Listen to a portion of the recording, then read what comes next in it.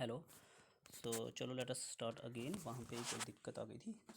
फिर वहाँ से स्टार्ट करते हैं जहाँ से हमने छोड़ा था। तो हमने इस क्वेश्चन में एक कंडीशन को सेटिस्फाई करवा दिया था, रिफ्लेक्सिविटी। तो दूसरी कंडीशन हम फुलफ़िल करवा रहे थे। तो सेकंड कंडीशन क्या कह रही है, that is the condition of anti symmetricity. इसके ऊपर जो हमने दिया हुआ है, क्या कह रही है जी, n divides m and m divides n। इसका मतलब कोई दो नंबर हैं जो एक दूसरे को डिवाइड कर रहे हैं, वो क्या होंगे, वो कैसे नंबर होंगे, फिर वो सेम ही नंबर होंगे। तो इसीलिए वो n is equal to m होगा, वो दोनों नंबर क्या होंगे, बराबर होंगे। इस means one means, but it implies that divisibility is anti symmetric, जो हमारी कंडीशन है। ठीक है। थर्ड कंडीशन क्या कह रही है कि n divides m and m divides p। सो कोई दो नंबर हैं, एक दूसरे को डिवाइड कर रहा है, n m को डिवाइड कर रहा है और m p को डिवाइड कर रहा है। इसका मतलब n जो है वो p को भी डिवाइड करेगा। क्या हो गया, अगर 2 सपोज 2 डिवाइड कर रहा है 4 को, 4 डिवाइड कर रहा है 8 को, इसका मतलब 2 जो है वो 8 को भी डिवाइड करेगा। तो यही हमारी कंडीशन है। इसका मतलब 2 डिवाइड्स 8, इट मीन्स डिविजिबिलिटी जो है ट्रांजिटिव भी है। तो जो तीनों कंडीशन हमने सेटिस्फाई करवानी थी वो हो गई। जब तीनों सेटिस्फाई हो जाती हैं तो जो हमारा रिलेशन है इस क्वेश्चन में डिविजिबिलिटी का, वो क्या बन गया, partial ordering on this set. Okay. इसीलिए इसके ऑर्डर्ड पेयर को, नेचुरल नंबर जो सेट है और जो रिलेशन है, उन दोनों को ऑर्डर्ड पेयर को हम क्या कहते हैं, उसको हम कहते हैं कोसेट। तो अकॉर्डिंग टू द सिचुएशन, इस क्वेश्चन में जो हमारा क्या कहते हैं सेट था नेचुरल नंबर्स का अंडर द रिलेशन डिविजिबिलिटी, ये क्या बना रहा है, पोसेट बना रहा है। इसी तरह से आपको हर एक क्वेश्चन में मूव करना है। अगर आपको पोसेट प्रूव करने के लिए पूछा हुआ है तो आपने क्या करना है, तीन कंडीशंस को सेटिस्फाई करना है उस रिलेशन के साथ और उस सेट के ऊपर। ठीक है, जो भी गिवन होगा आपको। अभी हम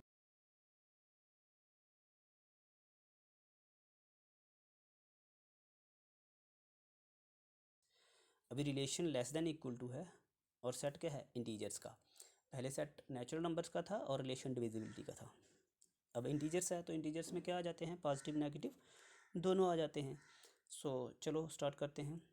ए लेस देन, क्योंकि अभी लेस देन क्यों ले रहे हैं, लेस देन इक्वल टू, क्योंकि गिवन रिलेशन जो है वो कौन सा है, लेस देन इक्वल टू का।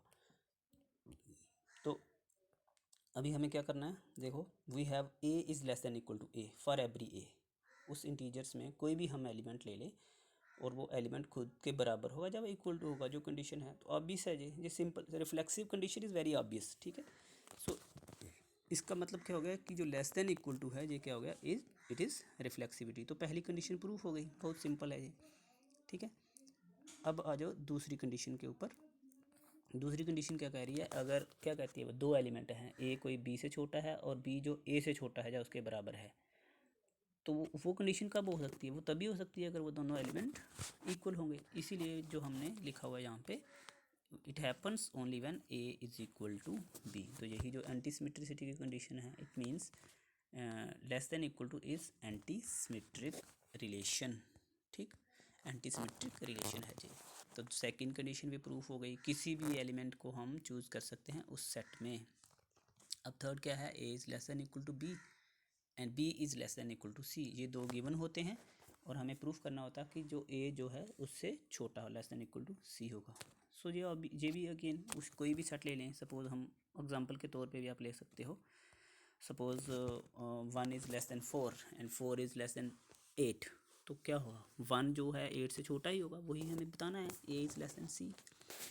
सो इट मीन्स ये जो कौन सा सेट है, इंटीजर्स का सेट है under the relation less than equal to, ये क्या हो गया, ट्रांजिटिव भी है। Hence less than equal to is a partial ordering on the set of integers. Therefore integers और लेस देन इक्वल टू का ऑर्डर्ड सेट जो होगा वो क्या होगा, पोसेट बनाएगा। यही था हमारा सेकंड क्वेश्चन। इसी तरह से आपको कोई भी क्वेश्चन आए, आपको जो तीन कंडीशन सेटिस्फाई करवानी है फॉर द पोसेट के लिए। क्लियर। अब थर्ड क्वेश्चन के ऊपर, इसको मैं जल्दी से कंप्लीट करूँगा। That will be the last of our this last point of this lecture. Third question क्या कह रहा है, let P S be the power set. Okay, power set हमने पढ़ा हुआ सेट में, the set of all the subsets of a given set S.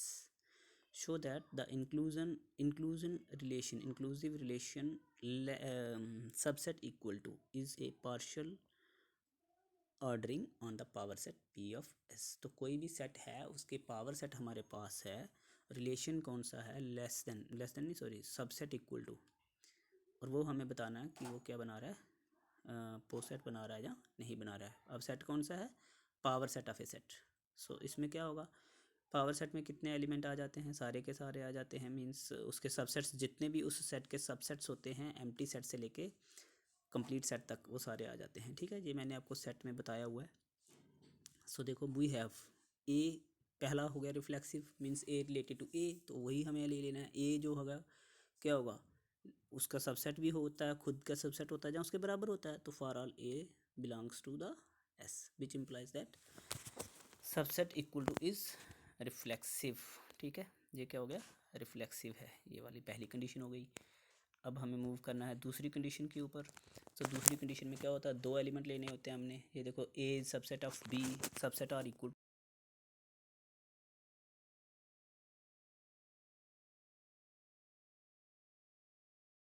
बराबर होंगे। इसका मतलब ये जो सबसेट इक्वल टू क्या होगा, एंटी सिमेट्रिक भी हो गया। ये सेकंड कंडीशन हो गई। ठीक है, अब थर्ड कंडीशन क्या है हमारी, थर्ड कंडीशन में है ए, अब हमने दो पेयर्स लेने होते हैं, A is subset equal to B और बी भी जो है सबसेट इक्वल टू सी है। इसका मतलब जो ए है सबसेट इक्वल टू सी होगा।